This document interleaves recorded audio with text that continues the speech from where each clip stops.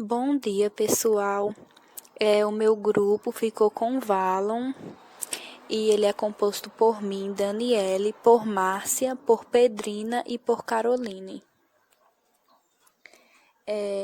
Valon inicia o texto com uma frase: a verdade não aparece, pois desde o princípio ela se faz, mas em cada momento ela é tudo o que pode ser. Não é mais noção absoluta e imóvel. É preciso considerá-la em sua evolução. Próximo slide. Valon nasceu em 1879 e faleceu em 1962. Ele é nascido na França e graduou-se em Medicina, Filosofia e Psicologia, aliando a vida acadêmica à política através de uma forte produção intelectual. Ele foi influenciado por seu avô, que era um político francês de destaque. E academicamente, ele migrou da psiquiatria para a psicologia e daí para uma pedagogia politicamente comprometida.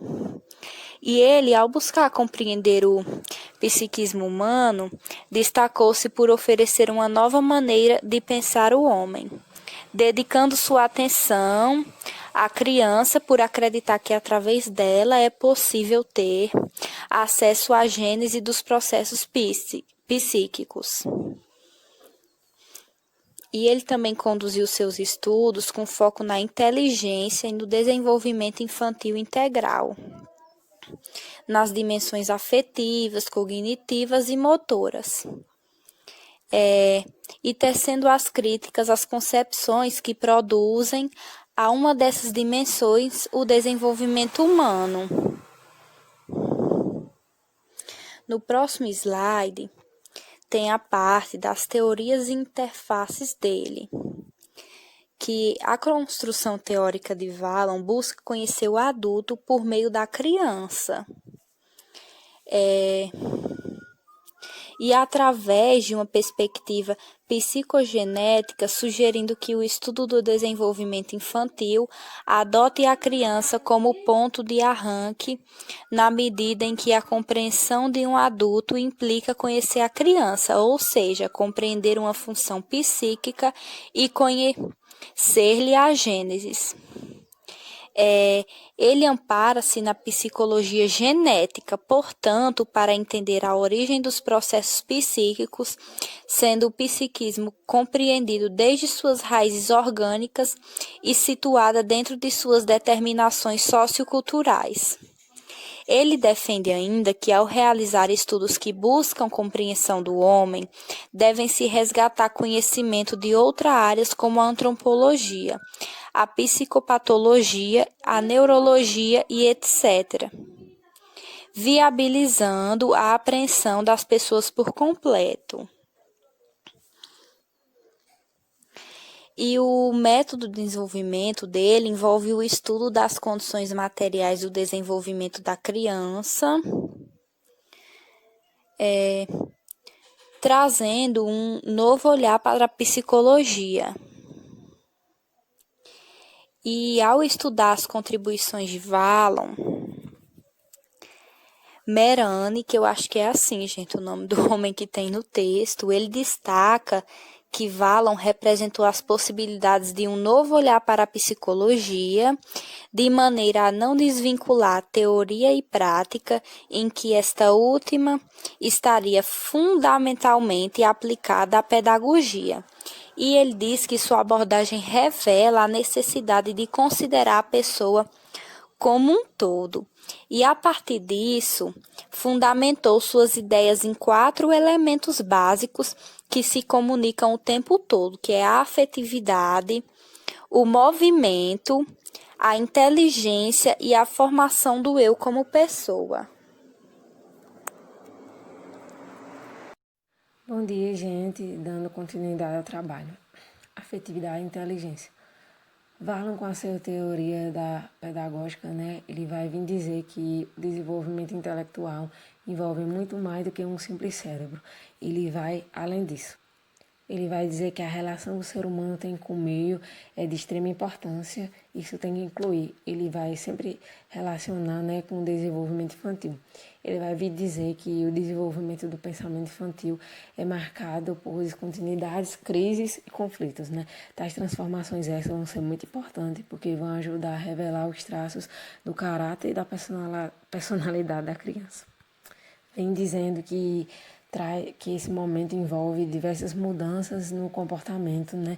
Ele vai vir citar dois fatores muito importantes, que é o biológico e o social.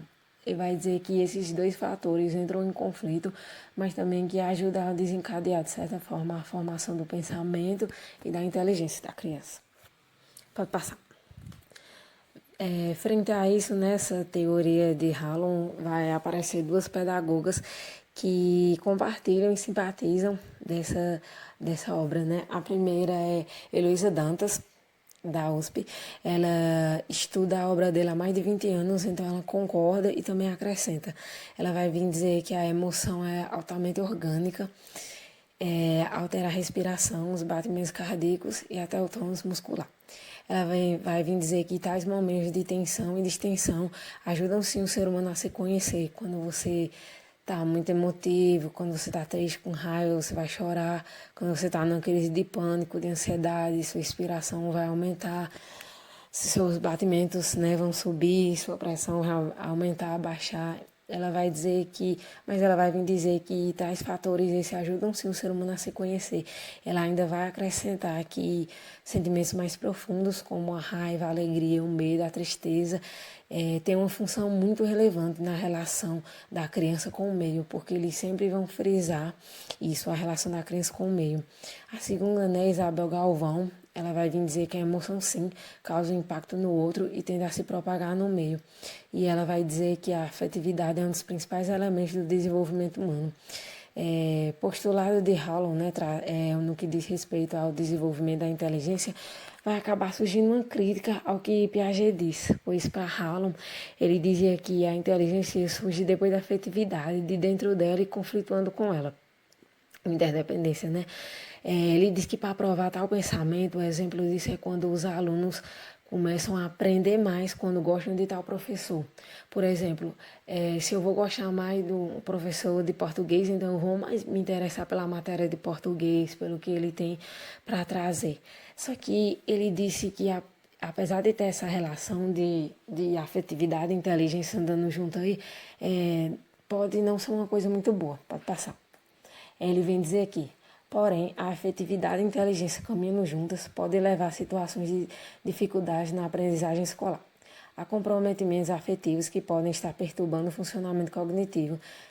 Então, ele dá um conselho, exigindo assim que o afetivo seja trabalhado numa oportunidade à sua expressão. Porque não pode, né? Senão a criança, né, vai crescer e aprender que só vai querer estudar aquilo que ele gosta, daquele professor que ele gosta, né? Então, para fechar essa parte, né, ele vai dizer que a afetividade é vista como uma linguagem antes da linguagem, pois o ser humano se comunica com o outro desde sempre, pois é geneticamente social.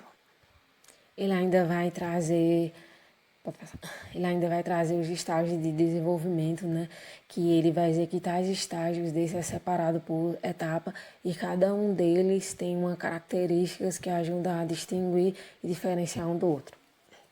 O primeiro estágio que ele vai trazer é o estágio impulsivo emocional, que vai de 0 a 1 ano. Esse primeiro estágio, né, essa primeira fase, né, a fase dos bebês, né, que é inicialmente a partir de mais ou menos 3 meses, né, que é onde começa a desenvolver os reflexos involuntários, impulsionado gradativamente a responder a atividades afetivas das pessoas, né, que as crianças vão ter uma dependência muito grande dos adultos, né, principalmente dos pais, porque elas estão nesse mundo ainda e não sabem de nada, então claro que vai ter que ocorrer essa dependência da criança e essa afetividade grande, né? Vai começar a manifestar gestos de cada um, como a partir dos 3 meses que a criança começa a sorrir para estranhos. Valon vem dizer que essa fase é muito importante porque é uma emoção iniciada a partir da emoção, que é produzida pelo efeito mobilizador da mãe, onde a mãe vai ser sua total fonte de sobrevivência, a mãe e o pai, né, vai ser sua total fonte de sobrevivência da criança, do indivíduo. Então é muito importante. O segundo estágio sensório-motor e projetivo, que vai até os 3 anos, né? Nesse estágio começa a caracterização da exploração dos objetos e espaços físicos. Podemos dizer que a criança vai começar a ter uma noção de tudo, uma ampliação, uma autonomia do preenchimento do mundo, de uma noção como ela vê, do que ela quer brincar, do que ela quer tocar, né? E vale ressaltar que várias crianças se desenvolvem muito a partir dos 3 anos, né? Começam a andar, muitas até a começar a dizer as primeiras palavras, né? Para tentar falar. Várias crianças se desenvolvem muito a partir dos 3 anos. Próximo estágio do personalismo, que é de 3 a 6 anos, como o próprio nome já diz. A criança vai começar, digamos, moldar sua própria personalidade, mas moldar de certa forma se inspirando, vendo os adultos, né? A influência do meio que a criança vai ter. Então ela vai começar a ter uma personalidade referente ao que ela tem ao redor, né? No caso, familiar, né? Esse estágio também é muito importante porque é a entrada da criança na escola, então tem que ocorrer esse desprendimento do vínculo familiar, que muitas crianças e famílias também não conseguem se dar bem na primeira vez que a criança vai entrar na escola, mas que isso é importante e que tem que haver. Ele vai dizer aqui que depois de 5 anos, a criança vai transpondo, ainda que lentamente, seus interesses do eu para as coisas. Próximo estágio categorial, que vai de 7 a 12 anos ou a 14 anos. Esse estágio tem uma pequena diferença, né? Simbólica ainda na personalidade, que ela vai começar a ser moldando, que era moldada, começa a ser moldada desde os 6 anos, mas aqui vai ter um momento mais simbólico, mais forte, digamos, né? A sua inteligência também vai avançar muito, o seu desenvolvimento e a crença nas coisas, começar a acreditar em tudo, acreditar e questionar. De certa forma, o eu gosto também, o gosto da criança vai ser muito, continuar na autonomia também. Vai muito disso, do que eu gosto, do que eu não gosto, do que eu quero fazer ou não quero fazer. E as possibilidades do que se pode fazer. E o último estágio que ele vai citar é o estágio da adolescência, ou como muitos conhecem, da aborrecência, que quebra qualquer padrão que já tenha visto antes, vai ter um desequilíbrio afetivo, os sentimentos vão ser a flor da pele, todos os sentimentos vão aflorar, você vai entrar em conflitos com você mesmo, com sua família, vai vir uma série de coisas, um momento do descobrimento do que você quer fazer, do que você quer ser no mundo, onde você quer se encaixar, o que você quer fazer. Você não quer ser como sua família, você quer sair de casa, você quer se rebelar. Descobrir quem você é, tanto na sexualidade, o que você gosta, o que você não gosta, o que você quer fazer no mundo, o que você não quer fazer no mundo. Eu não quero fazer nada agora, eu não preciso fazer nada, essa pressão. Enfim, a tão famosa aborrecência que todo mundo já passou. Um já passou de forma leve e outros de forma mais drástica. É isso. Relação professor-aluno. Para compreender e avaliar o comportamento e o aprendizado no dia a dia da escola, nos remete a analisar a relação professor-aluno e suas situações. E essa indicação se fundamenta na defesa de Wallen sobre o indivíduo constituir-se nas interações com o meio. Então, dessa ideia vem a necessidade de estudar os comportamentos e as dificuldades que há no âmbito escolar, ou seja, uma série de relações estabelecidas entre alunos e professores e o seu ambiente. Então, para se conhecer o aluno e o professor, é necessário conhecer o meio sociocultural que eles estão inseridos. Outro ponto interessante é que, para se conhecer o aluno e o professor, é necessário colocar-se um no lugar do outro e entender as dificuldades e limitações que vão ficando mais claras se houver diálogo. Como exemplo, nessas aulas remotas, em que tanto os alunos quanto os professores têm que entender as limitações que um e o outro têm, principalmente sobre as questões de internet, de tecnologia. Outro ponto que eu destaquei é que o Alan afirma que na relação de sala de aula, o aluno tem a possibilidade de se desenvolver como um todo. Então, desenvolver isso nos seus conjuntos cognitivos, motores e afetivos. E sobre a afetividade, ele fala sobre as relações da emoção e da afetividade. Que essas duas relações elas estão presentes no cotidiano escolar, mas ele ressalta sobre a importância de estar atento na relação professor-aluno e sobre a diferença que há entre a afetividade e a emoção, que a afetividade seria um conceito mais amplo, que engloba sentimentos e emoção. E a emoção tem um papel de dar pistas sobre o aluno, como expressões, ações, fala, postura, mudanças de humor repentinas, se o aluno ficar agressivo, se o aluno está feliz, se o aluno está triste. E o professor tem que investigar se está acontecendo alguma coisa na sala de aula que o está deixando dessa forma, né? Pode ser bullying, preconceito, discriminação. E se o professor investigar e descobrir que não há nada ali no âmbito escolar, esse problema pode estar vindo de casa. Pode estar acontecendo alguma coisa com esse aluno que está afetando na vida escolar. E outro ponto que ele fala que é fundamental o professor entender sobre a perspectiva teórica que o tempo em que o aluno permanece na atividade é secundário em relação ao modo como o trabalho pedagógico é organizado e aplicado. O professor, então, ele dá umas dicas sobre como o professor deve agir. O aluno fala no texto que o professor deve evitar posturas muito autoritárias e deve elaborar atividades em grupo para a interação tanto dos alunos entre si quanto dos alunos com o professor.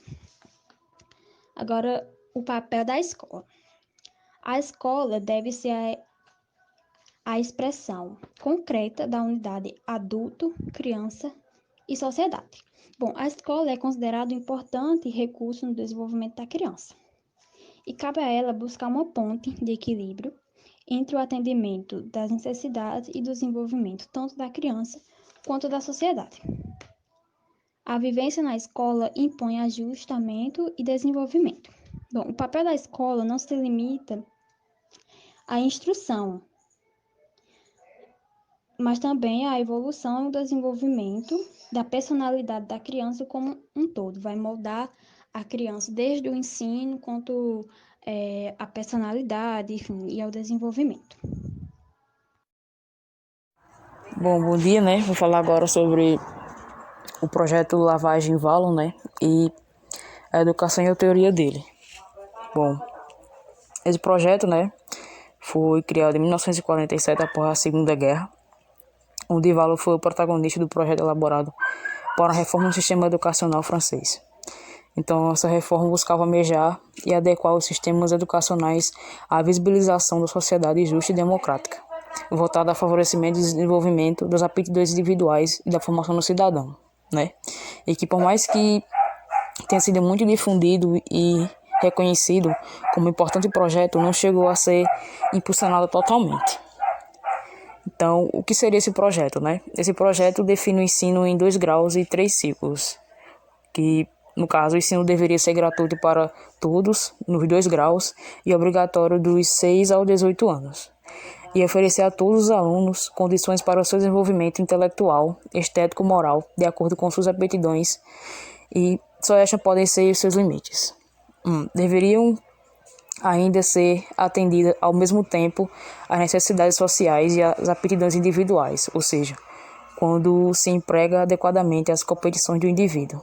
E a sociedade beneficia-se se houver melhor distribuição das tarefas sociais e reflita sobre a realização individual e ao mesmo tempo sobre o coletivo, né? Então o projeto também prevê a existência da orientação vocacional como profissional especializado, pois toda aptidão deveria ser orientada em harmonia com as funções que poderiam ser exercidas futuramente. Então esse era um pouco do projeto de Valon, né? Então vou falar um pouco agora sobre a educação e a teoria dele. Então, ao estudar psicologia e aprofundar seus estudos sobre o processo de desenvolvimento infantil, o Valon proporciona à pedagogia um instrumento importante para o aperfeiçoamento da própria pedagogia, da prática da pedagogia, né? E postula a revisão do dilema presente no discurso dos sistemas do ensino entre autoritarismo dos métodos tradicionais e o espontaneismo da escola nova, que propõe o ensino de acordo com o interesse da criança, podendo anular e demandar no ensino sistematizado e da intervenção do professor. Urge, portanto, a necessidade de um raciocínio dialético como compreender as competições relações em que mutuamente se determina o indivíduo da sociedade, né? Para ele, não basta de discutir as questões do cunho pedagógico do ensino. É preciso que sejam refletidas e consideradas as dimensões sociais, políticas envolvidas no papel da escola, né? Com isso, numa crítica ao sistema de ensino francês, propõe mudanças profundas, a que possam levar a um rompimento com a perversa seletividade existente. É um exemplo da sugerida pelo projeto Lavagem Wallon, né, que eu falei lá na frente. A educação é um recurso essencial para a apropriação da cultura, tão fundamental para o desenvolvimento no período da infância. Então, para ele, né, para Wallon, o desenvolvimento intelectual e a aquisição do reconhecimento caminham juntos, e por isso os conteúdos escolares passam a ter grande representatividade, influindo diretamente no resultado daquele. Então, ele destaca também que a proporção de Wallon de que o desenvolvimento do indivíduo não se dá para um processo inicial interrupto, né, progressivo, exige uma revisão organizada do ensino, realizado contrariamente a essas características do indivíduo. Fica então a questão de como a educação oferecida pode ser adquirida, né, e se ela é organizada por períodos progressivos, se tem a sua medida adequada em anos, né. Além disso, tem-se que a pedagogia é orientada para o modelo do homem que se representa indefinitivamente na história, mas não para ser cuja característica e automaticação, né? Então, em síntese, né, a importância da escola não se reflete apenas nos conteúdos escolares, mas também nas intenções sociais proporcionadas, né, que desempenham um papel de grande significância na formação da personalidade dos estudantes. Então, foi um pouco disso, né? Obrigado pela atenção.